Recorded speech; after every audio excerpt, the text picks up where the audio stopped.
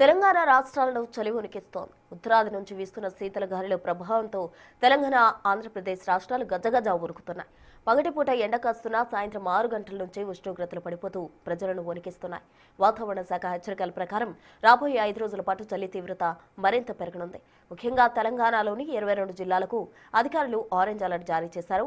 ఉమ్మడి ఆదిలాబాద్, మెదక్, రంగారెడ్డి జిల్లాలో ఉష్ణోగ్రతలు 5 డిగ్రీల కనిష్టానికి పడిపోయే అవకాశం ఉందని అంచనా వేస్తున్నారు. బైక్ ఇంకో బైక్ తీస్తాను తెలుసు.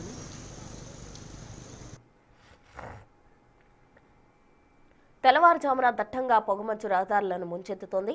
విజన్ క్లియర్గా లేకపోవడంతో వాహనదారులు తీవ్ర ఇబ్బందులు పడుతున్నారు. అటు ఏపీలోని ఏజెన్సీ ప్రాంతాలు లంబసింగి, పాడేరు వంటి చోట్ల చలి తీవ్రత రికార్డు స్థాయికి చేరుతోంది. ఈ నేపథ్యంలో వాతావరణ శాఖ కీలక సూచనలు చేస్తోంది.